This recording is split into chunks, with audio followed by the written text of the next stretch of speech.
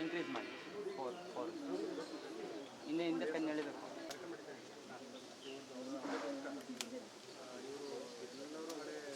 ಹಾಂ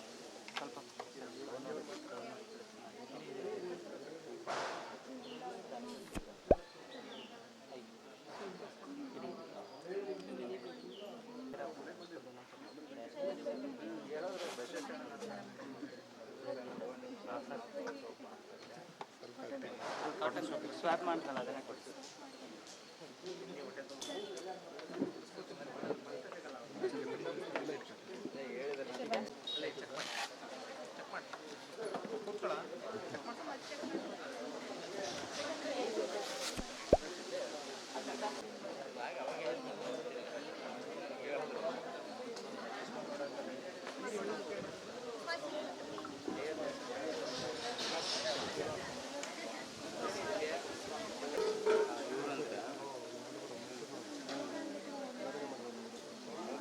ಅವ್ರು ಆ್ಯಕ್ಚುಲಿ ನಿನ್ನೆ ನನಗೆ ರಾತ್ರಿ 9:30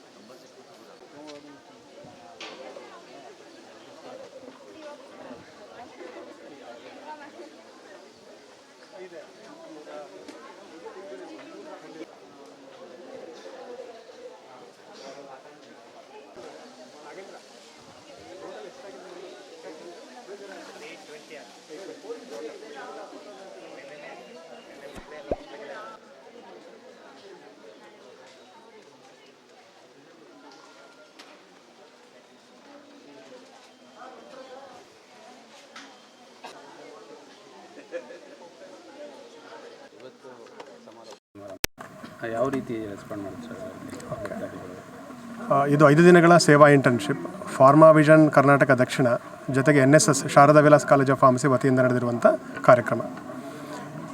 ಇಂದು ಸಮಾರೋಪ ಸಮಾರಂಭ ಇತ್ತು. ಇದರ ಅತಿಥಿಗಳಾಗಿಬಿಟ್ಟು TS ಶ್ರೀವತ್ಸ ಅವರು ಬಂದಿದ್ದರು. 5 ದಿನಗಳ ಏನು ಕಾರ್ಯಕ್ರಮ ಆಗಿತ್ತಲ್ಲ ಅದರ ಸರ್ಟಿಫಿಕೇಟ್ಗಳನ್ನ ಇವತ್ತು ಡಿಸ್ಟ್ರಿಬ್ಯೂಟ್ ಮಾಡಲಾಯಿತು. ಯಾವುದೇ ಕಾಲೇಜುಗಳಲ್ಲಾಗಲಿ ಏನಾಗಲಿ ಒಂದು NSS ಕ್ಯಾಂಪ್ ರೆಗ್ಯುಲರ್ ಆಗಿರುತ್ತೆ. ಅದರ ಸೇವಾ ಮನೋಭಾವನೆ ಎಸ್ಪೆಷಲಿ ನಮ್ಮಂಥ ಈ ಹಬ್ಬದ ಕಾರ್ಯಕ್ರಮಗಳಲ್ಲಿ ಮಾಡುವಂಥದ್ದು ತುಂಬ ವಿರಳ. ಇದನ್ನು ವಿದ್ಯಾರ್ಥಿಗಳು ಮಾಡಿದ್ದಾರೆ ಫಾರ್ಮಾ ವಿಷನ್ ಕಡೆಯಿಂದ. ಮೊದಲನೇ ದಿನ ಏನಂತಂದರೆ ಮೊದಲು ಅವರಿಗೆಲ್ಲ ಒಂದು ಕ್ಯಾಂಪ್ ಸೆಟಪ್ ಮಾಡ್ಕೊಂಬಿಟ್ಟು ಮೊದಲು ಕ್ಲೀನಿಂಗ್ ಅಂತ.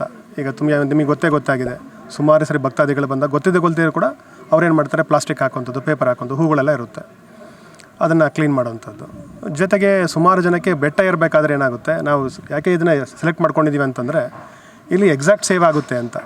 ಸುಮಾರು ಜನ ಏರ್ತಾ ಇರ್ತಾರೆ, ಕೆಲವರು ಅಂದ್ಕೊಂಡಿರ್ತಾರೆ ಮನಸ್ಸಲ್ಲಿ ಹರಕೆ ಹೊತ್ಕೊಂಡಿರ್ತಾರೆ ಏನಂತಂದರೆ ಅದರಲ್ಲಿ ಅಲ್ಲಿ ಊಟ ಇಲ್ಲದೆ ಬರ್ತಾನೆ ಖಾಲಿ ಹೊಟ್ಟೆಲಿ ಅಂತ. ಆಗ ಅವರಿಗೆ ಕೆಲವು ಎಲೆಕ್ಟ್ರೋಲೈಟ್ಸ್ ಅವಶ್ಯಕತೆ ಬಾಡಿಗೆ ಬೀಳುತ್ತೆ. ಅದಕ್ಕೆ ORS ಕೊಡೋಂಥದ್ದು, ನೀರು ಕೊಡೋಂಥದ್ದು. ಕೆಲವರು ವಯಸ್ಸಾದವರು ವಯಸ್ಸಂತ ಹೇಳಲಿಕ್ಕೂ ಆಗೋದಿಲ್ಲ ಅಂಥ ಜನ ಕೂಡ ಬರ್ತಾ ಇರ್ತಾರೆ. ಅವ್ರನ್ನ ಕರ್ಕೊಂಡು ಹೋಗ್ಬಿಟ್ಟು ಅವರಿಗೆ ಒಂದು ಜೊತೆಗೆ ಸಾಂತ್ವನ ಹೇಳುವಂಥದ್ದು, ಬೆಟ್ಟದ ಕಡೆಗೆ ತಲುಪಿಸುವಂಥದ್ದು ಒಂದು ಕಾರ್ಯಕ್ರಮ ಒಂದು ದಿನದ್ದು.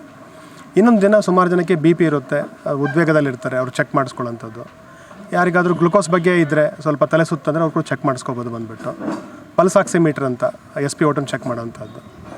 ನಂತರ ಫಸ್ಟ್ ಏಡ್ ಸುಮಾರು ಜನ ನೆನ್ನೆ ತುಂಬ ಜನ ಜಾಸ್ತಿ ಇತ್ತು ಅಂತ ಗೊತ್ತಾಯಿತು. ಅಲ್ಲಿ ಕೆಲವರಿಗೆ ಸ್ವಲ್ಪ ಪೆಟ್ಟು ಕೂಡ ಆಗಿತ್ತು ಅಂತ ಗೊತ್ತಾಯಿತು. ಸೊ ಅಲ್ಲಿ ಒಂದು ಆ್ಯಕ್ಚುಲಿ ಒಂದು ಹೆಲ್ಪ್ ಆಯಿತು ಅವರಿಗೆ ಈ ಫಸ್ಟ್ ಏಡ್ ಕೊಡೋವಂಥದ್ದು, ಗಾಯಕ್ಕೆ ಒಂದು ಸ್ವಲ್ಪ ಪಟ್ಟಿ ಹಾಕುವಂಥದ್ದು. ಇಷ್ಟು ಎಲ್ಲ ಈ ದಿನದ ಕಾರ್ಯಕ್ರಮಗಳು. ನಂತರ ಯೋಗ ಅಂದ್ರೇನು, ನಮ್ಮ ಶಿಬಿರಾರ್ಥಿಗಳಿಗೆ ಯೋಗದ ಬಗ್ಗೆ, ಆರೋಗ್ಯದ ಬಗ್ಗೆ, ಫಸ್ಟ್ ಏಡ್ ಬಗ್ಗೆ. ಕೆಲವರು ಡಿಹೈಡ್ರೇಷನ್ ಆಗಿಬಿಡುತ್ತೆ, ಸನ್ಸ್ಟ್ರೋಕ್ ಆಗುತ್ತೆ ಒಂದೊಂದು ಸರ್ತಿ. ದೇವ್ರ ದಯಿಂದ ಅಷ್ಟೊಂದು ಬಿಸಿಲಿಲ್ಲ, ಆದರೂ ಮಾಹಿತಿ ಇರುವಂಥದ್ದು. ಇದಿಷ್ಟು 5 ದಿನಗಳ ಕಾರ್ಯಕ್ರಮ. ಉದ್ದೇಶ ಏನಂದರೆ ಸೇವೆ. ಮಕ್ಕಳಾಗಲಿ ಎಲ್ರಿಗೂ ಸೇವಾ ಮನೋಭಾವನೆ ಮೊದಲು ಬೇಕು. ಬರೀ ಓದ್ಬಿಟ್ಟು ಕೆಲಸ ಮಾಡೋದು, ಹಣ ಮಾಡೋದು ಇದ್ದೇ ಇರುತ್ತೆ. ಸೇವೆಯನ್ನು ಅವರಿಗೊಂದು ಬೆಳೆಸುವಂಥದ್ದು ಇದು ಈ ಶಿಬಿರದ ಉದ್ದೇಶ.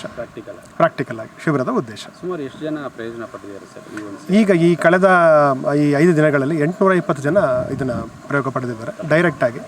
ಇಂಡೈರೆಕ್ಟಾಗಿ ಸುಮಾರು ಜನ, ಸಾವಿರಾರು ಜನ ಪಡೆದಿದ್ದಾರೆ.